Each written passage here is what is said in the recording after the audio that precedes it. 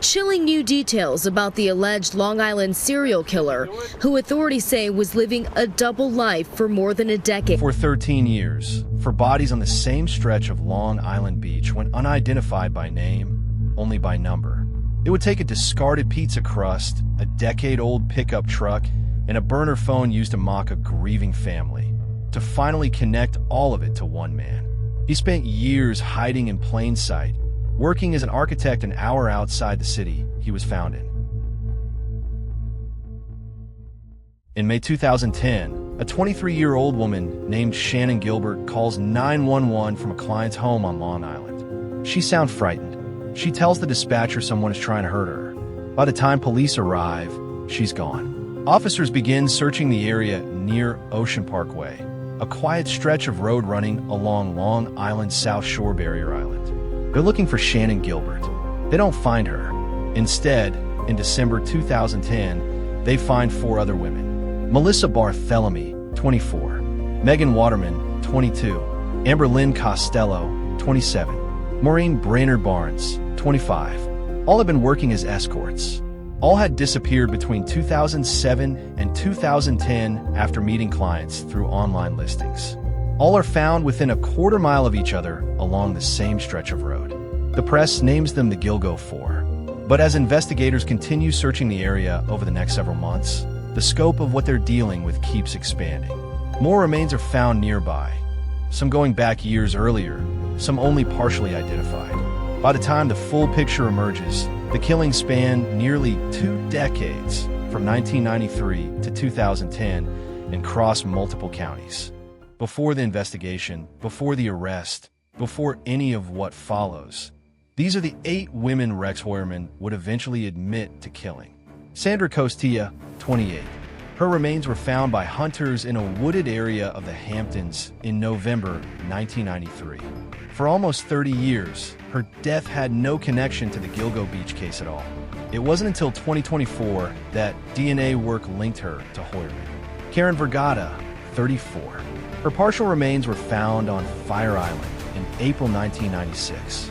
She went unidentified for nearly 3 decades, known only as Fire Island Jane Doe, until forensic genealogy finally gave her a name in August 2023. Jessica Taylor, 20, last seen at the Port Authority bus terminal in Manhattan in July 2003. Her remains are found in Manorville, New York, days later. Valerie Mack, 24, partial remains found in Manorville in 2000, with more found at Gilgo Beach in 2011. She wasn't formally identified until May 2020, 20 years after her death, through forensic genealogy. Maureen Brainerd Barnes, 25, last seen at a Manhattan hotel in July 2007, where she had traveled from Connecticut to meet a client she'd found on Craigslist. Melissa Barthélemy, 24, disappeared in 2009. Megan Waterman, 22, disappeared in 2010. Amber Lynn Costello, 27, disappeared in 2010. 8 women, 17 years. Most of them identified only through forensic science that didn't exist when they were killed. After the initial 2010 discovery, the investigation stalls almost immediately. There are no reliable witnesses. The physical evidence is degraded by years of exposure. And the victims, all escorts who had met their killer through anonymous online listings, had left very few traceable connections behind. The case becomes one of the most discussed unsolved investigations in the United States, covered in podcasts, documentaries, and national news cycles, without any real movement. For years, Suffolk County investigators handle the case in a way that later draws direct criticism. The district attorney who eventually solves it would later tell reporters that previous officials had a habit of holding press events at Gilgo Beach, drawing cameras and attention, without generating any actual investigative progress.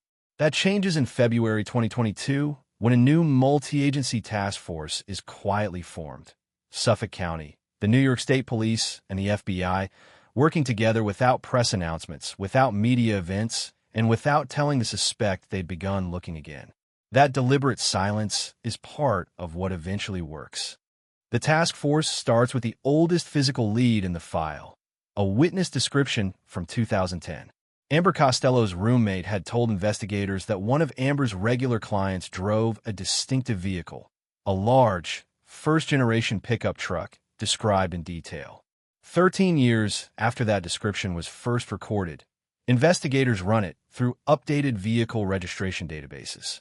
The search points to a dark green first-generation Chevrolet Avalanche registered to a single owner, Rex Heuermann, 59, an architectural consultant with offices in Midtown Manhattan, living in Massapequa Park, roughly 15 miles from Gilgo Beach. By March 2022, he is a named person of interest. Investigators begin surveilling him without making contact. As the surveillance builds, more connections emerge. Cell phone records show Heuermann's personal phone, placing him in the same locations as the victims at the times they disappeared. A separate set of burner phones, prepaid phones used to contact the victims, are traced by the FBI to cell towers near his Manhattan office and his Long Island home. Investigators later say they had footage of him entering a store and purchasing one of those phones. An email account linked to him had been used to research the investigation itself. He had been following the case he'd created. By early 2023, investigators have cell phone records, vehicle records, and enough circumstantial evidence to be confident they have the right man. What they still need is his DNA, something that can tie him directly to the physical evidence recovered from the victims. On January 26, 2023, while under surveillance, Heuermann discards a pizza box in a public trash can near his Fifth Avenue office. Investigators retrieve it. On June 12, 2023, the DNA extracted from the leftover pizza crust comes back as a match to a male hair recovered from burlap wrapping found with one of the victims. A second line of DNA evidence reinforces this further. Hair found on other victims' remains matched genetic profiles consistent with Heuermann, his wife, and his daughter. Investigators determine all of it was likely transferred from Heuermann himself. Critically, his family had been out of the country during the summers when the Gilgo Four were killed, giving him not only motive and evidence, but a clear, documented window of opportunity. On July 13, 2023, Rex Heuermann is arrested and charged with the murders of Melissa Barthelemy, Megan Waterman, and Amber Costello. He is named a prime suspect in the death of Maureen Brainerd Barnes. He pleads not guilty. Following his arrest, investigators execute a search of Heuermann's home in Massapequa Park that lasts nearly 2 weeks. A second search of the property takes place the following May. What investigators find inside the house significantly deepens the case. Among the items recovered, 46 cell phones, a planning document stored on a computer, which prosecutors describe as a detailed, step-by-step outline covering future crimes, how to avoid leaving evidence, and what to do afterward to avoid detection. Court documents describe specific entries within the document about destroying evidence, constructing alibis, and ensuring victims were not traceable. A forensic psychologist later tells ABC News that the level of planning reflected in the document suggests someone who viewed the process itself as part of the crime, someone who had been refining his methods over decades and believed he was working towards something he couldn't be caught for.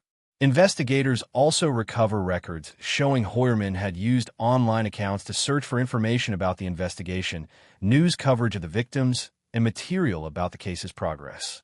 He'd spent years watching how close, or how far, police were getting.